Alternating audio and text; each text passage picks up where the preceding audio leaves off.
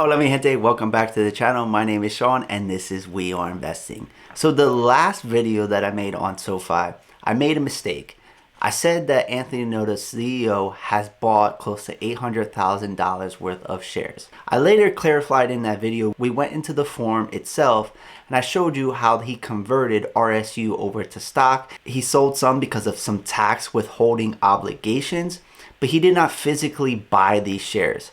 I put bought in the thumbnail. I probably should have put added, but I gave you guys the right information. I just used the wrong language at the beginning of the video and in the thumbnail. I wasn't trying to mislead anyone on. I gave you the information. I showed you the forms in the video if you stuck around for that portion. If you just saw the headline and the thumbnail, you thought maybe he bought shares instead of adding to his position. There is a difference there. Maybe it's not that big of a difference. Some people might think it is a big difference, but I apologize. I was not trying to mislead anyone. Sometimes when you get behind a camera and you're pushing out videos and you're making thumbnails, you make mistakes and use wrong words like bought instead of added. So I apologize for any inconvenience that I might have caused. Now on today's video, what we need to talk about with SOFI is we are going to go more into that short interest. We'll show you the data for that. We'll also look at institutional holdings because a lot of 13Fs have been filed. And since December 28th, we have seen 10 additional funds, ETFs, holdings for this stock, institutional holdings. SOFI also yesterday released an SEC filing, a Schedule 13G, in which there are some reporting shares for Chamath's fund, the Social Capital Head of SOFIA Holdings Incorporation. We will take a look at that as well. Now, I do have questions regarding that I need help answering. Did Chamath add to his position or reduce his position? It's not very clear in these forms. It's not cut and dry. They just give you the new numbers, but it's hard to find what the prior numbers were. And I wasn't covering SOFI back then. So if anybody knows and is able to answer those questions, I post a question later in this video, I much appreciate it. And you can answer down below in the video comments. But with all that being said, I don't really want to waste any more of your time. I just want to head on over to the computer, dive into the information, and then we'll recap towards the end of the video. If you like quick information, hit that subscribe button, ring that bell, and smash that like button. Let's do it. Okay, mi gente, there is a lot to talk about. We're going to break this down into short interest, then we'll dive into institutional holdings, and then we'll dive into insider trading. The first page here that you see is FINRA's short interest reporting dates. For 2021, if we scroll down, we can see that a round of data was released on December 27th. That data is good from December 15th and back. The prior data was good from November 30th and back. On January 11th, that's when we're going to get our next round of information. If we head on to Yahoo Finance and we go into the stats, we can see what the share shorted is for December 15th. That's 56.55 million. The float, 614 million. If we look at Fintel, we can see that the short interest percent of float is reported at 9.21%. The short interest ratio days to cover is reported at 2.22. Now this is up from around 1.5 when we made that prior video. And the short interest percent of float is up from around 8.25%. Also, if we take a look at the borrow fee, that is still at 0.49. The higher the borrow fee, the better for a short squeeze. This is an indication of how high the demand is for those short shares. The higher the demand, the harder it is for them to get, the more expensive it is to short, and the higher the short squeeze can be. The higher the short interest percent of float is, the better, and the higher the days to cover is, the better as well. Now I'm going to give you my personal opinion here. 9.21% isn't enough to create a meaningful short squeeze in my personal opinion. But I will say there is a caveat to that. Trend right now is that short interest percent of float is going up. We do have a potential catalyst with that banking charter that could cause a pop in the stock and maybe a mini squeeze of some of these shorts. Depending on when that pop comes, the short interest can continue trending higher, and then eventually we get that pop and we see a decent short squeeze. But right now at 9.21%, it's not something crazy. It's I'm not going to say that this is the mother of all short squeezes. It's nowhere near that. It's only 9.21%. But that's my personal opinion at least. Moving on, let's take a look at institutional ownership for SOFI. This is through Fintel, and these are through SEC 13F filings. And we can see that since December 28th, right here, we have around 10 items here, or line items, funds, ETFs, or hedge funds adding to SOFI. Now, the first two are short. It's a coincidence, but the first one is short negative 6,000 shares, and the second one is short negative 13,406 shares. Now, if you take a look at this list, we have a lot of funds. This is the long short fund.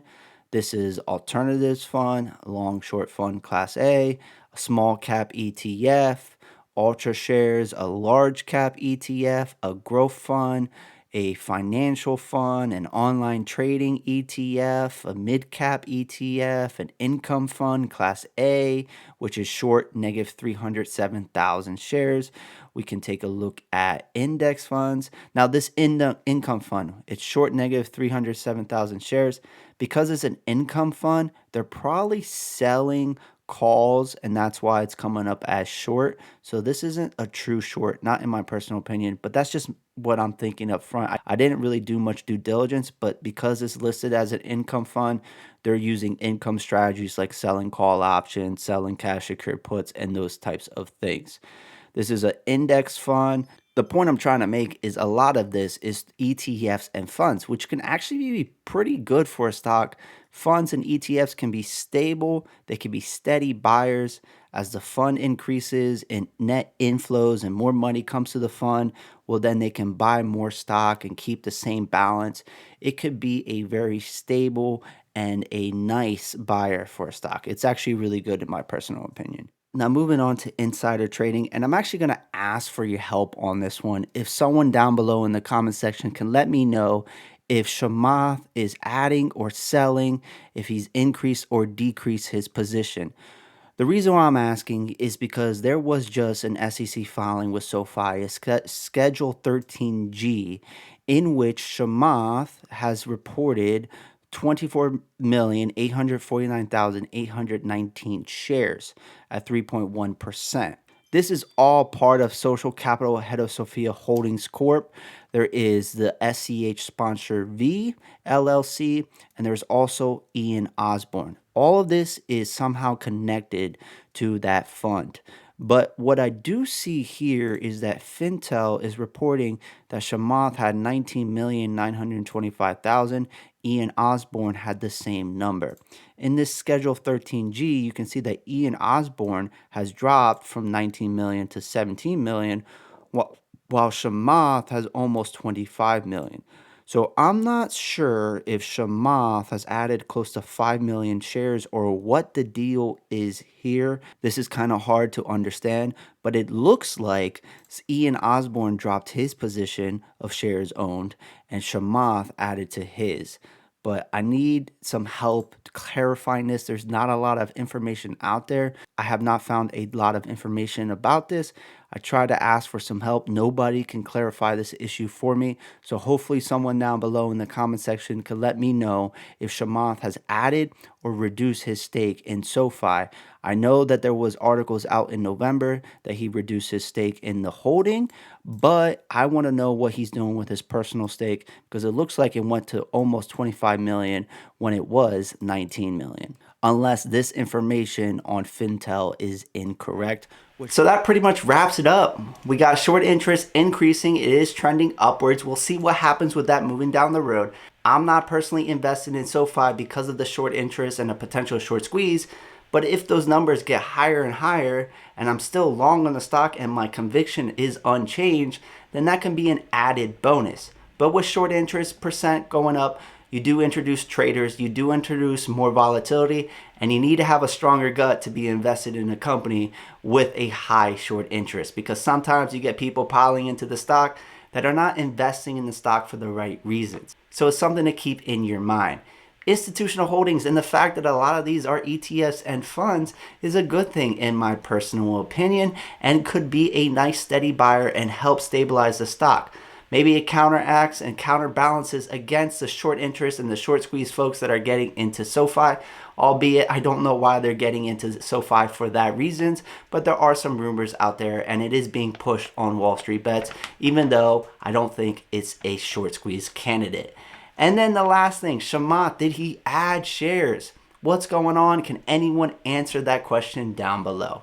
Now, before we sign off, I just want to let you all know that you can help support the channel by joining the Patreon. It's $5 a month. It will give you access to a private Discord server. It will give you access to valuation spreadsheets. And I will also let you know what stocks I'm buying and selling. In addition to that, there is a promotional link down below for WEBULL through a partnership that will get you 2 free stocks worth up to $2,300. WEBULL is a great brokerage and I highly recommend it. That promotional exclusive link is down below in the video description as well. But with all that being said, that pretty much wraps it up for this video. I thank you so much for your time. It's been real. It's been fun. It's been real fun.